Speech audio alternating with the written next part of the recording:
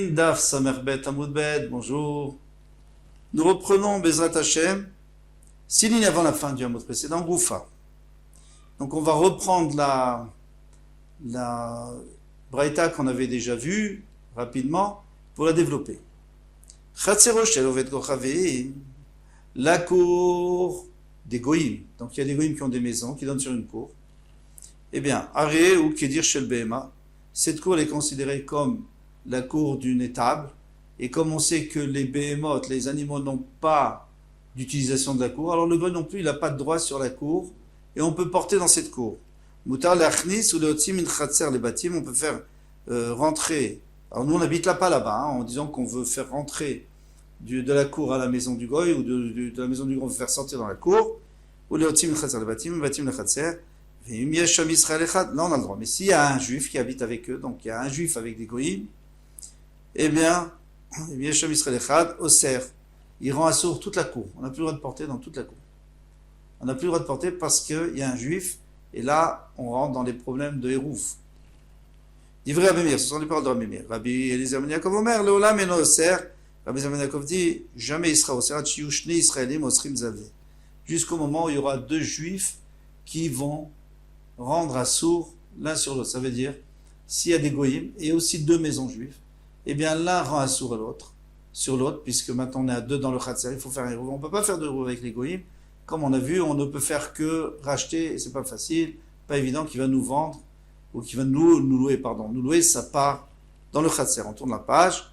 Amarmar. Donc, nous a dit, khatser chez la cour du goy, areu kedir shel behema. C'est considéré comme une étable. C'est de la même manière que les animaux n'ont pas de droit, n'ont pas de besoin même du khatser. Ils n'utilisent pas le khatser. Un khatser, une cour, c'est fait pour faire à manger, pour faire cuire, pour laver le linge. Donc les behemoths n'ont pas ce droit. Alors le goy pas non plus.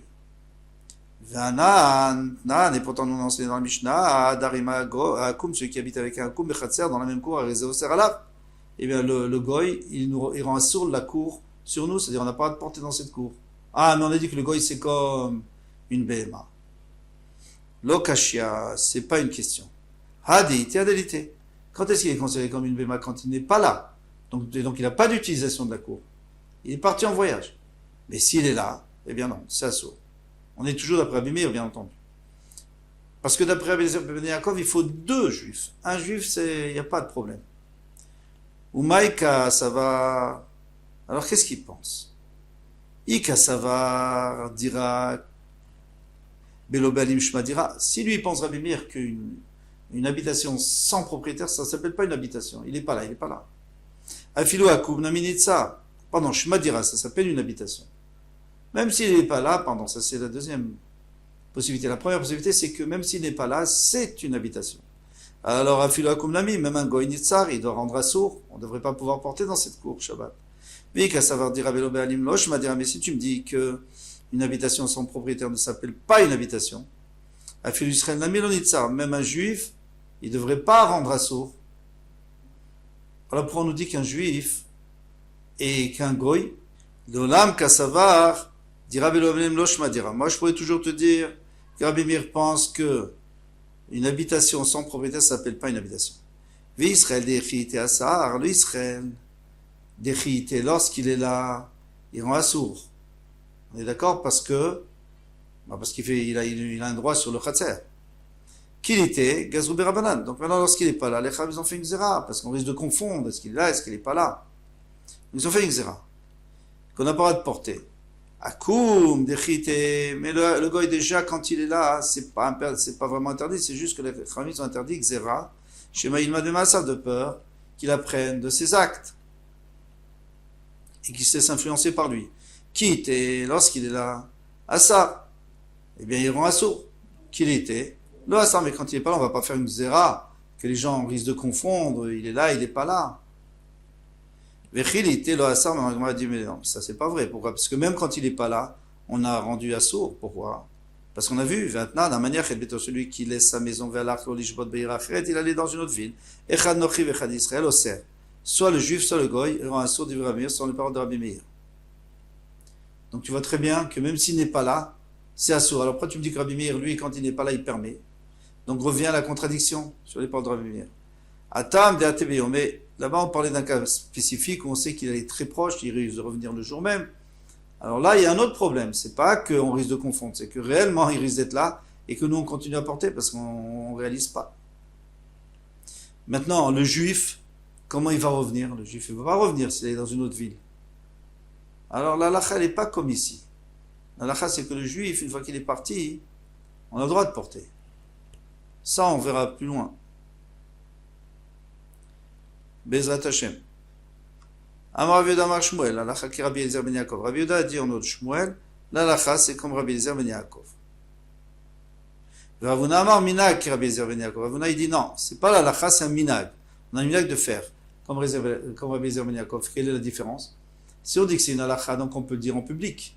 Si on dit que c'est juste un minag, alors on peut le dire à un particulier qui vient demander, mais on ne doit pas dire en public. Rabbi Yochanan, il dit pire que ça. Les gens ont pris l'habitude, mais c'est pas bien. Si on vient te demander, tu dis non. Si quelqu'un l'a fait, on ne peut pas l'embêter, parce qu'on ne peut pas le réprimander, parce que les gens ont pris l'habitude. C'est-à-dire quoi, comme Rabbi Ben Yaakov, que même s'il y a un juif avec des goïms, on a le droit de porter. C'est seulement lorsqu'il y a deux juifs qu'il faut faire un hérouvé, qu'on ne peut pas faire, donc il faut louer du goy. Amar le Abaye le Rav Yosef, Abaye a profité de l'occasion pour dire Rav Yosef, Kaimalan, Mishtot Rabbi Eliezer ben Yaakov Kavenaki. Nous, on a un enseignement de nos maîtres, que la Mishnah de Rabbi Eliezer ben Yaakov, c'est-à-dire tout ce qui est les enseignements de Rabbi Eliezer ben Yaakov, Kavenaki. C'est un kaf, d'après le Pshat de Rashi, c'est-à-dire un kaf, c'est une petite mesure. Eh bien, il n'y en a pas beaucoup, hein. On ne le voit pas beaucoup dans le chasse, mais quand il est là, Naki, il est pur. Et la halakha est toujours comme lui, même si c'est rare. Kav Venaki. Alors à ce moment-là, il n'y a pas de problème. On fait la halakha comme Rabbi Eliezer ben Yaakov, devant tout le monde, on peut le dire de Rabbi. V'amar Rabbi Yehuda Amar Shmuel halakha ki Rabbi Eliezer ben Yaakov, et Rabbi Yehuda Amar Shmuel, il a dit que même ici, la halakha c'est comme Rabbi Eliezer ben Yaakov. Mao le'ouriye bimkom Rabbi. Alors maintenant, il pose une question accessoire. Il dit, nous on connaît la halakha qu'on n'a pas le droit de trancher une halakha devant notre Rav, dans la ville de notre Rav. Il faut aller chez lui, il faut l'envoyer chez lui. C'est un manque de kavod de trancher, qu'un talmid, qu'un élève tranche devant son maître. Pas seulement devant, mais dans la ville, dans l'endroit du maître. Et il y a une marque pour savoir jusqu'à où, même en dehors de la ville. À Marley, qu'est-ce qu'il a? Alors est-ce qu'on a le droit? Parce que cette halakha, elle est évidente, je veux dire, c'est pas un chidouche. Tout le monde sait que Rabbi Eliezer ben Yaakov, la halakha est comme lui. Alors c'est tout. Si quelqu'un vient demander, est-ce que je peux lui dire oui? Ou alors je dois l'envoyer chez le maître. À Marley, il dit, Afilou biata bekutra. Même de manger un œuf avec un plat de lait, c'était un genre de plat à base de lait, de petit lait même, eh bien, même ça, on n'a pas le droit de trancher. Même si tout le monde sait que c'est moutard. L'œuf, ça a toujours été moutard. Demande Tosfot, alors qu'est-ce qu'il vient demander, celui-là? Il est idiot, c'est même pas une halakha qu'il demande. L'œuf, pourquoi ça serait bassari? Un œuf, c'est pas bassari. Et il répond, il dit que non, on parle d'un œuf qui était dans le ventre de la mère, de la poule, lorsqu'on a fait la shrita, mais l'œuf était terminé. Alors s'il est terminé, ça s'appelle plus un morceau de chair de la... Tant qu'il n'est pas terminé, c'est un morceau de la bête et on ne peut pas le manger avec du lait. Une fois qu'il est terminé, on peut le manger avec du lait. Alors s'il vient poser la question, même si on connaît la halakha et tout le monde connaît cette halakha, eh bien, on n'a pas le droit de répondre. Et il dit, et même moi j'ai essayé, c'est Rav Yosef qui dit tout ça, il dit, même moi j'ai essayé, Baé, pas Baou, il faut dire Baé, j'ai demandé Miné, Merav Frisda, de Rav Frisda, Kol Shene de Ravuna, toutes les années où était vivant Ravuna, son maître, le maître de Rav Frisda. Donc moi je lui ai posé cette question pour voir s'il allait répondre. Veloré, il m'a jamais répondu, il m'a jamais tranché. C'est-à-dire que même une halakha connue, on n'a pas à trancher. Amarle Rav Yaakov Barava allait Abaye. Rav Yaakov Barava a dit Abaye, Kigon Megillat Ta'anit. Par exemple, la Megillah de Ta'anit, l'Ektiva ou Mantra, qui est écrite et posée, tout le monde peut la voir. Alors qu'est-ce que c'est que Megillah Ta'anit? C'est simple, c'est un parchemin dans lequel, parce que normalement, au temps de la Mishnah, au temps de la Gemara, on n'écrivait pas. La Mishnah, on la prenait par cœur, la Gemara aussi. C'est seulement à la fin de la Mishnah qu'on a écrit, Rabbeinu ou Akadosh, on a écrit les Mishnayot, et après, à la fin de la Gemara, on a écrit la Gemara. Mais là, c'était au milieu des Tanaïm, puisque c'était Rabbi Chanina ben Chizkiya ben Gurion. Lui, il a écrit la Megillah Ta'anit, et lui, il a écrit vraiment sur du parchemin, parce que c'était tous les jours où on n'a pas le droit de faire ta'anit, ou alors qu'on n'a pas le droit de faire d'oraison, de espède, d'oraison funèbre, parce que c'était des jours de joie, des jours où il y avait eu des miracles. Eh bien, cette Megillah, tout le monde peut la lire. Est-ce que moi j'ai le droit, si quelqu'un me demande, il me dit aujourd'hui, tiens, on a le droit aujourd'hui ou pas? Est-ce que je peux lui répondre si mon maître est dans la ville? Non! Amarle, Achim Arav Yosef, Afilu, Biata, Bekoutra, il lui dit, même un œuf avec un repas de lait, on n'a pas le droit. Baomine Rav Frisda, Kol Shne de Ravuna. Et Baomine, pardon. Moi j'ai demandé à Rav Frisda toutes les années de Ravuna, Veloré, il n'a pas voulu me répondre. Donc, tu vois qu'on ne peut pas répondre, même quelque chose d'évident, on ne peut pas répondre. Par contre, Rav Frisda aurait Bekafri, Rav Frisda, lui, il a tranché des dinim à Kafri, Kafri c'est une ville, Bishne de Ravuna, pendant la vie de Ravuna, son maître, mais Ravuna n'était pas du tout là-bas, il était dans une autre ville. Donc, c'est pour ça qu'il avait le droit de le faire. On va continuer demain, Bezrat Hashem, Kol Touf.